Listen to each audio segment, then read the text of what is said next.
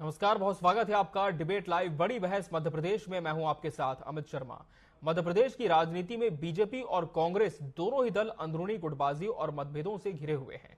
कांग्रेस के प्रदेश अध्यक्ष जीतू पटवारी ने अपनी पार्टी में गुटबाजी को कैंसर करार दिया है, जबकि बीजेपी इसे नजरअंदाज करने की परंपरा अपना चुकी है।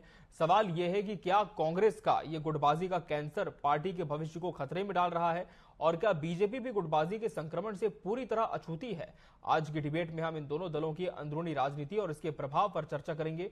उसके पहले एक नजर इस खास रिपोर्ट पर।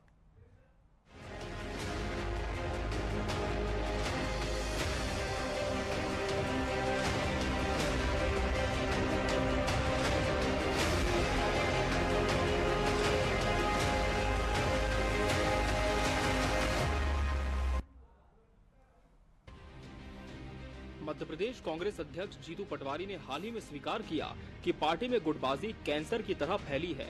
उन्होंने ये भी कहा कि अगर इस गुटबाजी को खत्म नहीं किया गया तो पार्टी का अस्तित्व खतरे में पड़ सकता है। दिग्विजय सिंह सहित कई वरिष्ठ नेता पहले भी पार्टी की गुटबाजी पर खुलकर बोल चुके हैं। यहाँ तक कि चुनाव के वक्त नेताओं को एकजुट करने के लिए कस्में खाई गयी, लेकिन ये समस्या खत्म नहीं हो सकी। जीतू पटवारी का वो बयान सुनिए जिसमें उन्होंने कांग्रेस में गुटबाजी को लेकर चिंता जताई। कांग्रेस में कैंसर है ग्रुपिज्म का, गुटबाजी। या तो इस गुटबाजी के कैंसर को खत्म करना पड़ेगा या फिर हमें खत्म होना पड़ेगा। ग्रुपिज्म के कैंसर को हम खत्म नहीं करेंगे तो हम खत्म हो जाएंगे।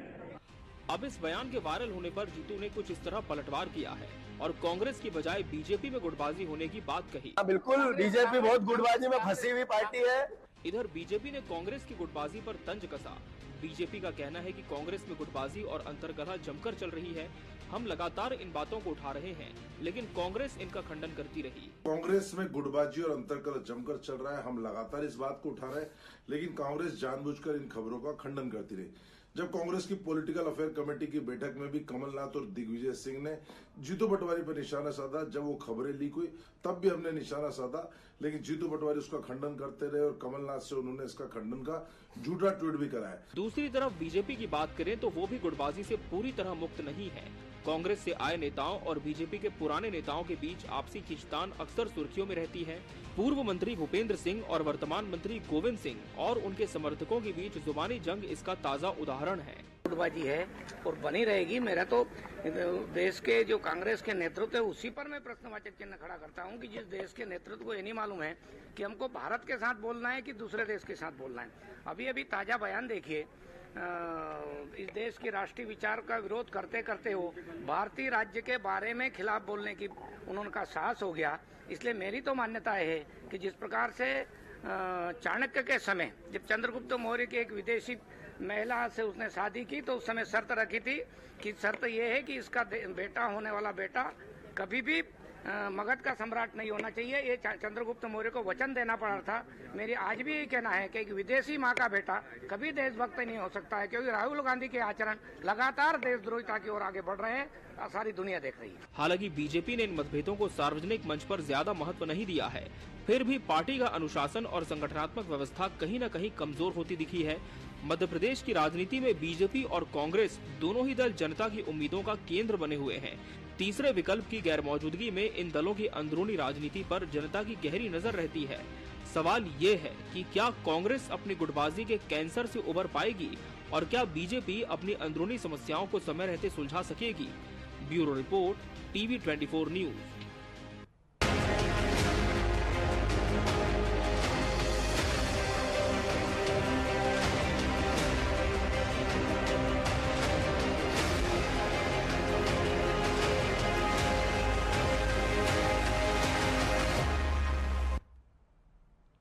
गुटबाजी का कैंसर, आज इसी विषय पर हमारी चर्चा होगी और इसके लिए हमारे साथ खास मेहमानों का पैनल भी जुड़ चुका है। हमारे साथ बीजेपी प्रवक्ता मिलन भार्गव जी जुड़े हैं। मिलन जी, बहुत बहुत स्वागत है आपका इस चर्चा में। कांग्रेस प्रवक्ता आनंद जैन जी प्रतिपक्ष का पक्ष रखेंगे। आनंद जी, आपका भी बहुत बहुत स्वागत है। वरिष्ठ पत्रकार योगीराज योगेश जी भी इस चर्चा का अहम हिस्सा है। योगीराज जी, आपका भी बहुत बहुत स्वागत है इस चर्चा में। आनंद जी, लगातार गुटबाजी को लेकर चुनाव के समय और चुनाव के बाद भी अब तक चर्चा हो रही है, लेकिन सवाल यह है कि जिस तरह से प्रदेश कांग्रेस कमेटी के अध्यक्ष जीतू पटवारी ने मंच पर सार्वजनिक रूप से कहा कि गुटबाजी एक कैंसर की तरह, अगर इसे खत्म नहीं किया गया तो हम खत्म हो जाएंगे, तो क्या अब यह स्पष्ट है कि कोई ना कोई गुटबाजी किसी तरह की कांग्रेस में आपके खेमे में चल रही है? नहीं, बात नहीं, उन्होंने एक जनरल वर्जन दिया है। पार्टी में अगर कहीं भी गुटबाजी होती है तो वो कैंसर का रूप लेती है, और वो पार्टी हो, संगठन हो, कोई भी संस्था हो, उसको खत्म कर देती है। तो एक जनरल मैसेज था। उन्होंने ये कहीं नहीं कहा कि कांग्रेस में गुटबाजी है। उनका ये कहना है कि जहां भी गुटबाजी, मनभेद, मतभेद हो, अगर उसको बैठ के सुलझा लिया जाए तो पार्टी, संगठन और व्यक्ति के लिए अच्छा होता है। अगर उससे आप परे जाएंगे तो आप भी खत्म हो जाएंगे, पार्टी, संगठन, संसद सभी खत्म हो जाएगा।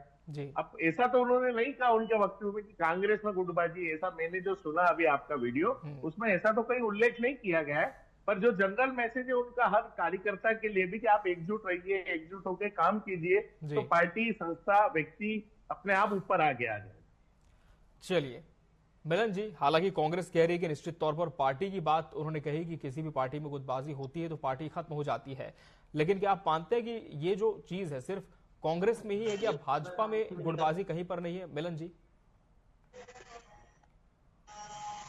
सबसे बड़ा जो अंतर है वो है दल का, क्योंकि हमारे यहाँ विचार आधारित राजनीतिक दल है और इनके यहाँ जो परिवार आधारित दल है वो स्थायी रूप से है। जब बिना विचार के, बिना उद्देश्य के कोई राजनीतिक दल काम करता तो इस प्रकार की चीजें दिखाई देती हैं।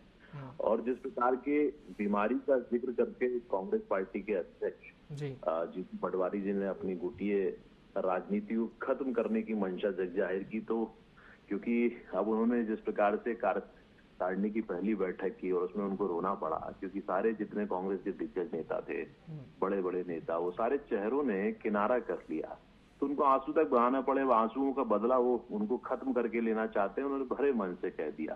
अब तय उनको करना है, कमलनाथ जी को, दिग्विजय सिंह जी को, अरुण यादव जी को, अजय सिंह जी को, कि इनको खत्म करने की जो खुले मंच से घोषणा जीतू पटवारी जी ने की है, अब उसको वो कितना चुनौतीपूर्ण लेते हैं। क्योंकि जिस प्रकार की राजनीति कांग्रेस पार्टी में परंपरा है उनके यहाँ, उनके कोई विचार आधारित राजनीति थोड़ी है।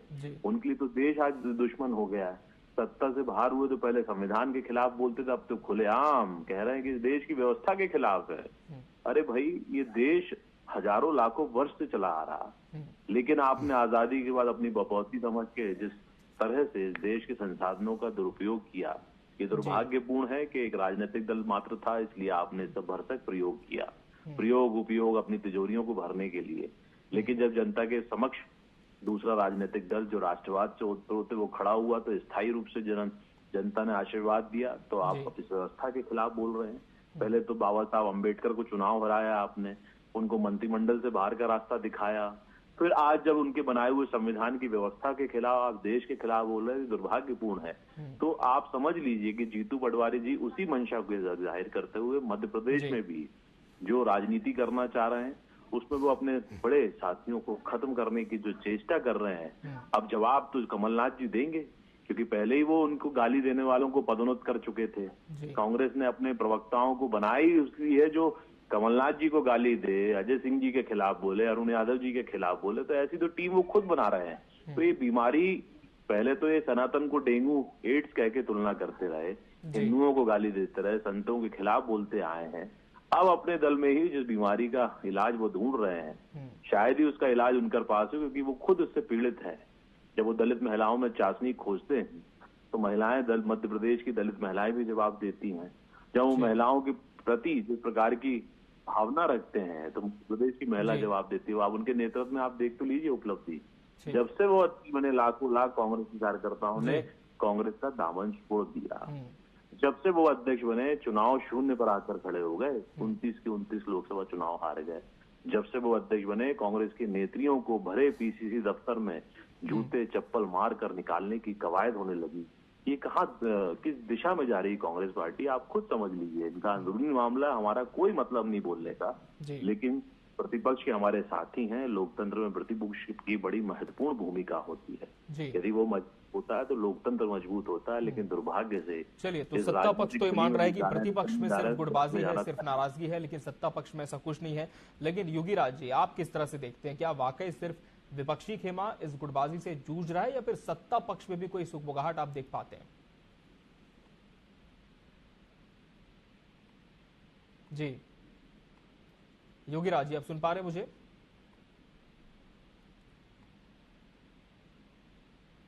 योगीराज जी, क्या आपको मेरी आवाज मिल पा रही है?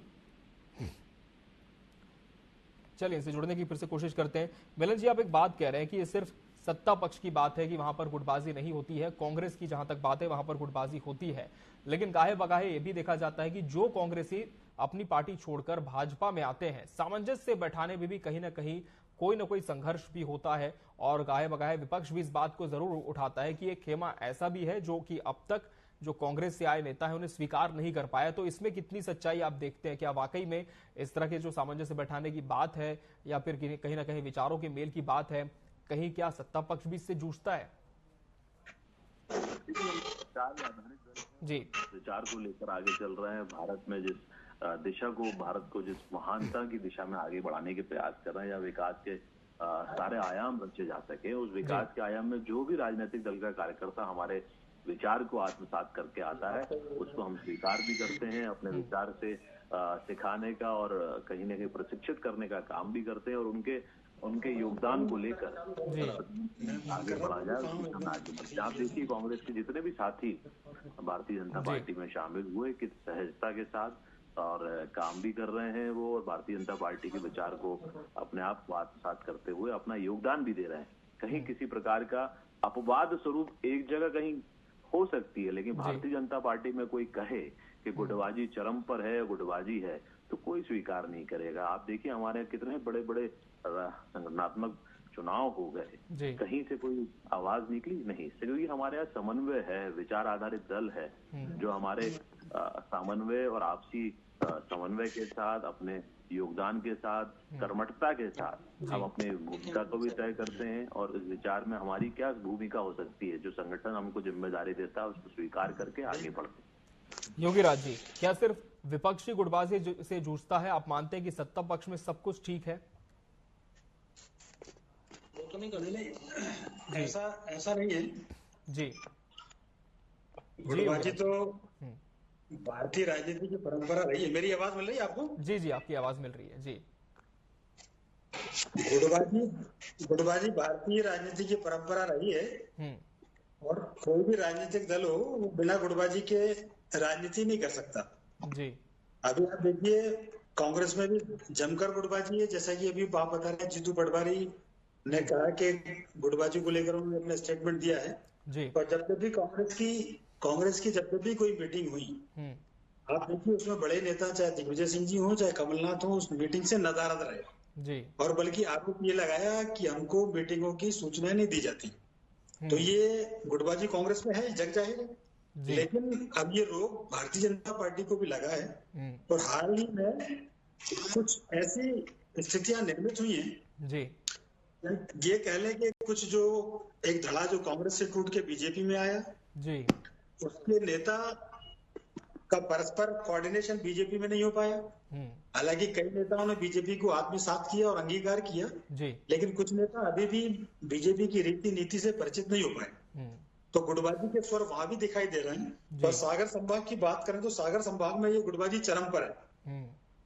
हमने देखा वहां गोविंद राजपूत जी और भूपेंद्र सिंह के बीच खुल्लम खुल्ला जुबानी जंग जारी है जी।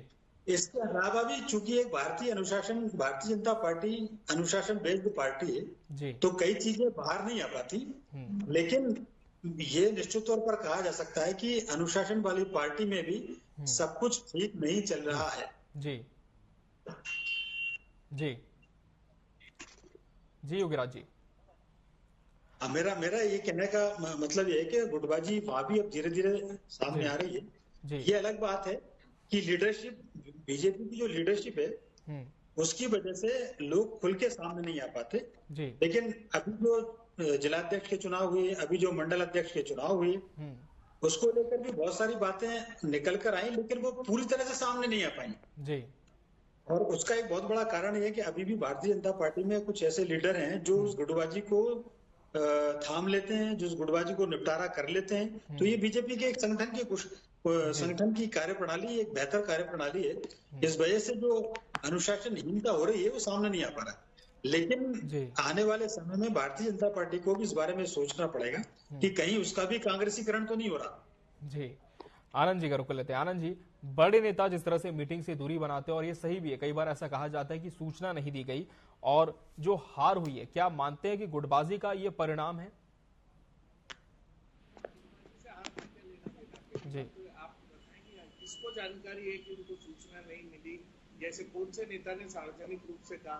ये एक मीडिया का और भारतीय जनता पार्टी का परसेप्शन होता है कि वो अगर मीडिया वहां नहीं पहुंचे तो बोले साहब हमको सूचना नहीं मिली।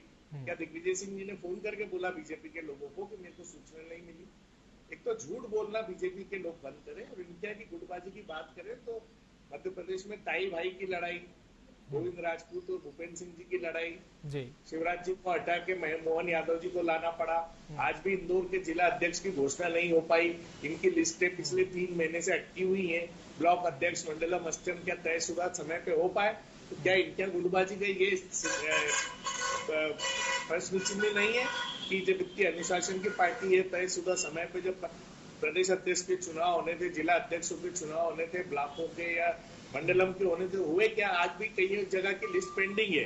तो पहले ही अपने आत्मा में देखें, अपनी अंतरात्मा में खोजें कि दूसरों पे कीचड़ उछालने के पहले हम कितने गंदे हैं।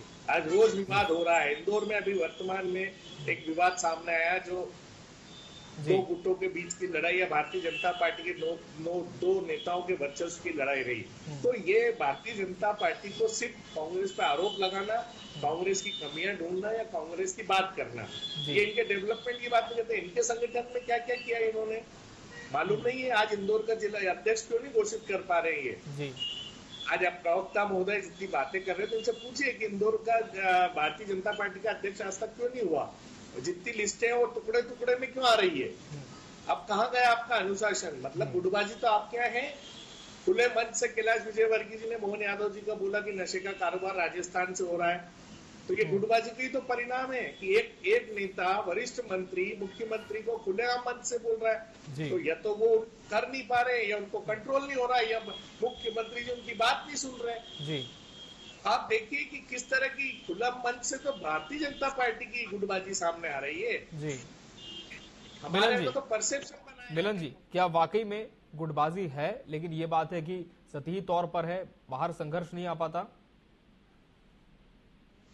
देखिए, आरोप प्रत्यारोप से इतना जो दिखाई दे रहा है, जो व्यवहारिक रूप से चीजें होती हैं उसको स्वीकार करेंगे, उसको बोलेंगे तो ज्यादा मुझे लगता है उससे कुछ मतलब निकलेगा। जिन कल्पनाओं के साथ कांग्रेस पार्टी भ्रमित करने का, झूठ षड्यंत्र के सहारे चलने का प्रयास जो करती है, उससे उनकी गर्त में ही जाने की दिशा तय हुई है। अब जिस बीमारी का जिक्र उन्होंने किया है, अब जीतू पटवारी जी भले ही बीमारी को खत्म करना चाहते हो, लेकिन उस बीमारी की जड़ें कहाँ तक हैं? कमलनाथ जी उसकी जड़ हैं, अरुण यादव हैं, अजय सिंह हैं, या वो कौन से नेता हैं जिनको वो खत्म करने की कसम खा रहे हैं? अब तो ये उन नेताओं की तरफ जा रही है बॉल, हमारे आपकी चर्चा का विषय बचा ही नहीं, क्योंकि बीमारी को खत्म करने की मंशा मंच से कहकर अब आप बताइए कि किस दिशा में कांग्रेस आगे बढ़ी, क्योंकि अंतरकलह सड़कों पर आ गया है। मंचों से एक दूसरे को चुनौती देने की शुरुआत हो चुकी है, क्योंकि कांग्रेस में परंपरा रही है, आपने देखा तलवार चाकू खुलेआम कार्यालय में जिस प्रकार से चलते हैं, जिस प्रकार से दरवाजे तोड़े जाते हैं। दिग्विजय सिंह जी के नेतृत्व में भी पीसीसी दफ्तर के दरवाजे तोड़े गए, तो वहां तो ये परंपरा है। तो अब जो संघर्ष की तरफ कांग्रेस पार्टी बढ़ रही है उसमें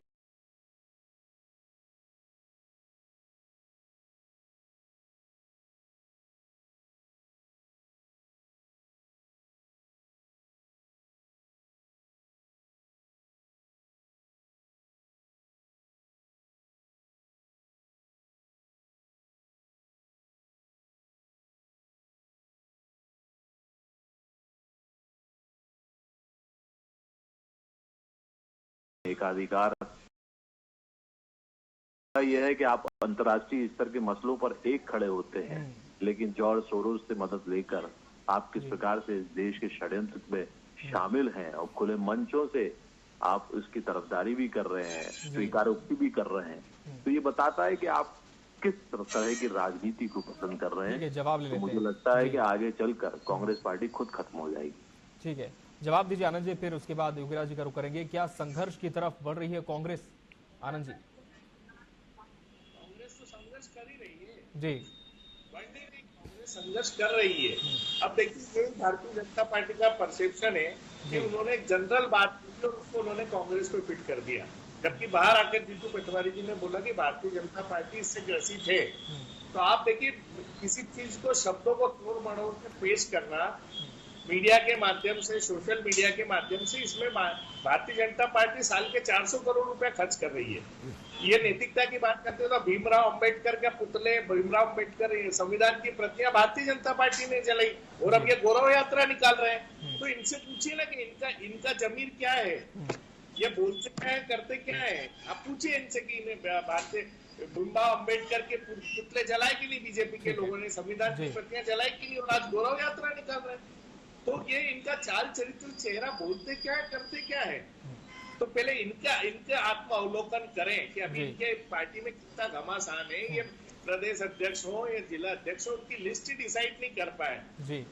और एक जनरल बात को आप हमारी पार्टी पे फिट कर रहे हैं, तो शायद बीजेपी को ये नहीं करना चाहिए, क्योंकि सबसे ज्यादा अगर आज परेशान है बीजेपी तो अपनी गुटबाजी, आरएसएस का दबाव, दूसरे गुटी बजरंग दल का दबाव, सभी के दबाव में भारतीय जनता पार्टी और उनका नेतृत्व काम कर रहा है। ये हकीकत स्थिति है। अब ये बात यहाँ की करते हैं प्रदेश की और बात को, डिबेट को बांग्लादेश पे ले जाते हैं। अरे भाई, आपने भीमराव अंबेडकर का अपमान किसने किया? बिल्कुल, विषय पर हम बात करेंगे और समय कम रह गया। एक फाइनल कमेंट योगीराज जी से मैं ले लेता हूँ। योगीराज जी, कितना नुकसान आप मानते हैं इस अंदरूनी संघर्ष का, गुटबाजी का, दोनों ही दलों को हो सकता है, और बचने के लिए अब क्या करना चाहिए? देखिए, गुटबाजी किसी भी राजनीतिक दल में हो, जितनी जल्दी हो उस पर अंकुश लग जाना चाहिए जी, क्योंकि छोटी छोटी बातें आगे जाकर बहुत बड़ी बातें बन जाती हैं। आज कांग्रेस की जो स्थिति हुई है उसका एक बहुत बड़ा कारण कांग्रेस में आपसी जो गुटबाजी रही है वो भी एक बहुत बड़ा कारण है कांग्रेस का। और यही यदि वायरस भाजपा में आ गया है जी, तो ये भाजपा की भी चिंता की बात है। और ये बात बिल्कुल सही है कि सभी को संतुष्ट करना किसी के लिए भी आसान नहीं होता और न सबको आप संतुष्ट कर सकते, लेकिन कम से कम एक संतोषजनक, उसके कंधे पर एक संतोष का हाथ भी यदि कोई रख दे तो उसको लगता है कि चलो कोई तो है हमारे ऊपर। बिल्कुल। लेकिन आजकल राजनीतिक दलों में ऐसा यूनानिमस, जो जिसको कि सर्वमान्य है कोई बड़ा नेता, ऐसा राजनीतिक दलों में बचा नहीं। और यदि बचा है तो वो या तो अपने आप को न्यूट्रल करे हुए, वो उतना एक्टिव नहीं, अपनी सक्रियता उतनी नहीं दिखाता जी। इसलिए दोनों राजनीतिक दलों में एक ऐसे आदमी की जरूरत है जिसकी बात को सारे कार्यकर्ता एक अनुशासन मान के माने। बिल्कुल, निश्चित तौर पर स्थितियां बहुत विस्फोटक होंगी आगे जाकर। बिल्कुल, कहीं ना कहीं कहना गलत नहीं होगा कि स्थितियां विषम हो सकती है अगर समय रहते इस पर काबू नहीं पाया गया। बहरहाल समय हमारे पास इतना ही था इस चर्चा के लिए। आप सभी मेहमानों का बहुत बहुत धन्यवाद हमसे इस चर्चा में जुड़ने के लिए और इसका हिस्सा बनने के लिए। इसी के साथ बड़ी बहस डिबेट लाइव मध्य प्रदेश में आज के लिए फिलहाल इतना ही। मुझे और मेरी पूरी टीम को दीजिए इजाजत। नमस्कार।